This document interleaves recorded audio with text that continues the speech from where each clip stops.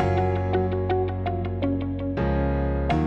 right, today I'm going to talk about AI for most of the podcast because there is a mania going on about this topic, and it really is a mania, and you got to watch out for it. So the theme is going to be ChatGPT versus Google Bard versus you, because we've got to talk about these two giant companies and what they're doing, the implications on the business community and HR, and then the implications on you as a professional or a worker or an employee. So first of all, what happened this week, which most of you probably read about, is Satya Nadella, the CEO of Microsoft, made a huge announcement, probably overplaying the story that Bing was going to include chat from OpenAI, the ChatGPT, as was Microsoft Edge, therefore revolutionizing and disrupting search, which is a multi-billion-dollar industry. And the best I can see, Bing has 5% market share or something like that, pretty small. And he made a big point with the financial analysts that every percent of market share in search is worth something like $2 billion to Microsoft. Now, implicit in that, of course, is the idea that the chatbot connected to search is going to sell more advertising, which leads to all sorts of other things I want to mention. Anyway, it was a big deal for Microsoft. I'm a big fan of Microsoft. They're a great company. It's unfortunate that they have to partner with OpenAI to do this because OpenAI is not a very big company, but good for them. Google, on the other hand, is also doing some pretty cool stuff. This product called Bard, which did not get launched really very well, is actually very cool. I have played with it. I got access to it, and it is as good as ChatGPT, better in some respects from my opinion, just from my playing around, and just has not been launched yet, so stay tuned for that. Google also invested in Anthropic, which is a spin-off from OpenAI. So my guess, honestly, is that Google has much more resources to throw at this than Microsoft, because Microsoft has a couple of hundred engineers. OpenAI, which is more or less a startup, and Google has thousands of people working on AI. If you've ever used Google Photos, you know how sophisticated Google's AI already is in implementation in real-world applications. So I have to believe that over time, Google's going to be perfectly fine, and the search market is not going to go to Bing. Now, maybe a little bit of it will, but I have a hard time imagining that we're going to all point our browsers towards Bing. The other strange thing about Bing is I do think a lot of their revenue comes from unsolicited advertisement, which you see when you go over there, sports scores and Yahoo stuff and all sorts of weird stuff that has nothing to do with what you're trying to do. Anyway, this is a very big deal for the tech industry and the tech punditry, so I wanted to make a comment on that. Now, what does this mean for you in business, in HR, in consulting, or as a technology provider? First of all, I remain 100% enthusiastic about this technology. The applications are enormous. It is basically English language parsing and interpretation through pattern matching, and it works pretty well. It speaks English extremely well. Now, what it actually says is not necessarily very good, but it says it in a very persuasive way, which is great, but dangerous, as I'll talk about in a minute, but really great. So it implies many, many applications, and let me just talk about some of the applications in HR. Writing job descriptions, handling candidate inquiries, searching for information inside your company if you're an employee, asking technical questions inside of your company, looking for articles that relate to your company to determine PR or market branding or employment branding, creating training programs, creating training outlines, creating training assessments, creating training quizzes, assessing the content in a training program to determine what's missing, creating technical documentation, creating technical Q&A, leadership development, coaching, management development, onboarding, employee transition, employee Q&As, benefits administration and benefits questions, on and on and on. All of the service and advisory related things that we do in HR, many of them are dependent upon document databases and compliance data that we have written down, and we as humans incorporate that into our minds, and then we solve other people's problems by explaining it to them. This is exactly what this technology does. It's really, really good at that, and I've talked to quite a few vendors already that are working on this, and there's going to be some amazing things coming out. 2 points on the vendor market. First of all, if you're a vendor, you have to be looking at this because it's going to change the user and employee experience of everything you do. I'm not saying that we're all going to be chatting with our computers all day, because that's not exactly productive either. But if you look at how you use your phone and how you use Alexa and how you use other voice-enabled systems in your personal life, there's no reason why we can't do that at work. So obviously this will affect your product. But beyond that, many of the things you do manually today, whether that be marketing, copywriting, developing documentation, will be aided by this.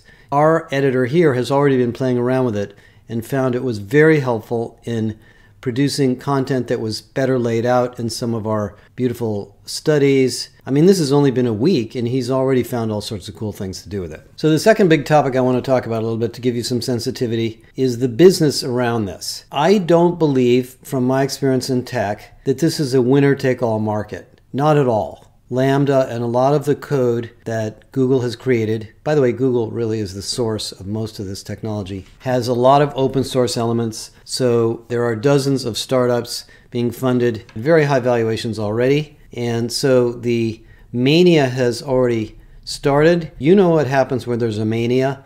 Money gets thrown all over the place. By the way, I just noticed every .ai domain is getting snatched up. And if you go to GoDaddy and try to buy a .ai domain, it's 10 to 100 times more expensive than it was a month ago. So they're taking advantage of it too. NVIDIA, C3 AI, which is sort of a funky company. Any company that has a vision or a strategy to build AI tools just tripled or quadrupled their valuation. So we're going back to another little mania like we just had on crypto, because nobody really understands the implications of this. From my perspective, being a little bit older, the web was like this, mobile was like this, search was like this, chatbot AI is going to be like this. There's going to be this huge flurry of excitement and lots of people pontificating about how it's going to, dominate our lives, etc. And then it's going to settle down and we'll figure out that it is just a business, it is just a market, and there are all sorts of things to layer on top of it. Now,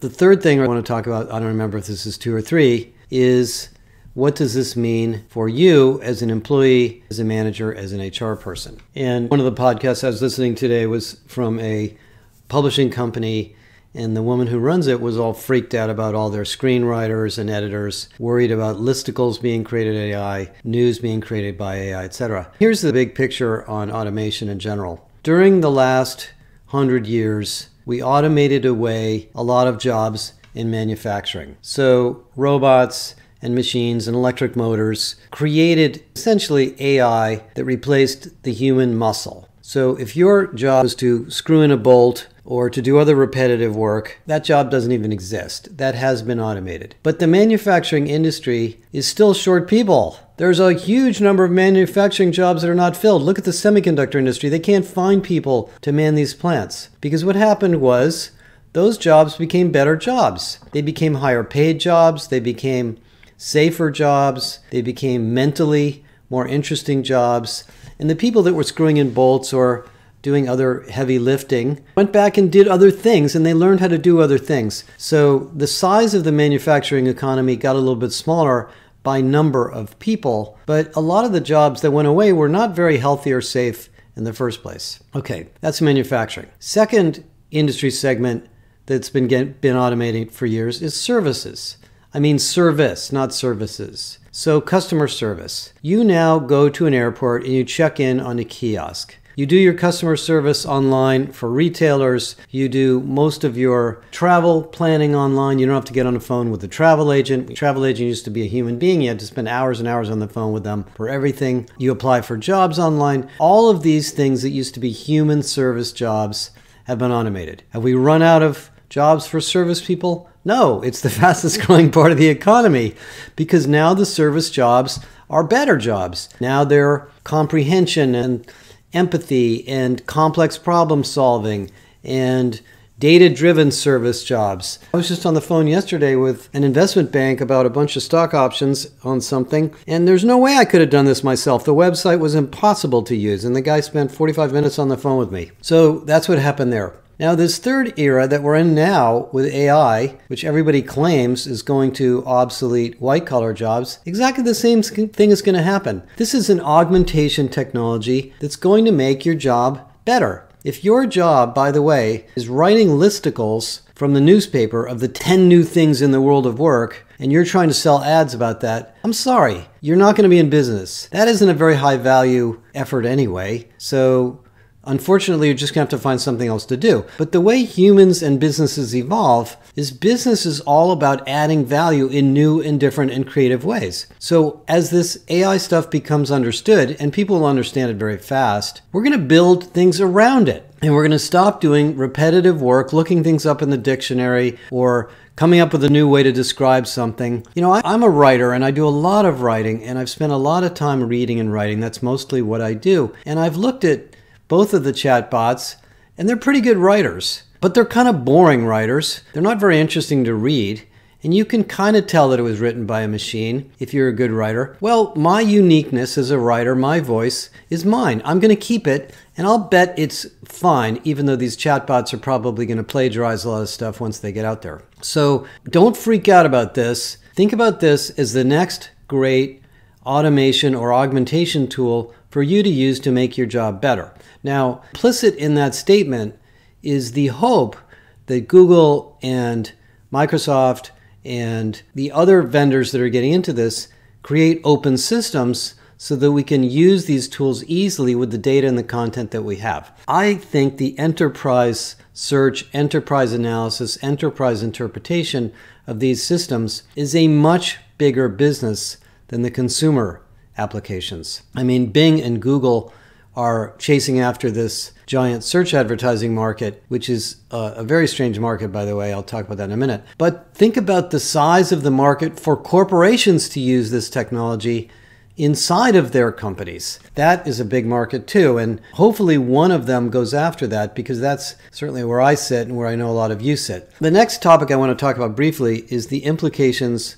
of this on your general consumer world. Now, if you study Google and the search engine business and go back in time to when it started, the reason Google makes 80 or 90% of its profit on search is not because people pay to search, it's because of the advertising. And if you've ever tried to buy advertising or use advertising, what's going on is this giant bidding war for words, for phrases, and a domain which is called search engine optimization. Search engine optimization is a fancy technical word for something very simple and very important, which is tagging and arranging and organizing your website so that it's fast and Google can search it. And unfortunately, if you're in the consumer business, if you're in the retail business, if you have a website, you have to optimize it for Google. Otherwise, Google can't find it and you don't get good results and people can't find you. So there's this gigantic industry of consultants and experts who know how to do this, and they study the Google search algorithms and they study the Google documentation, and there's lots of courses on this. And there's a downside to it, of course, which is that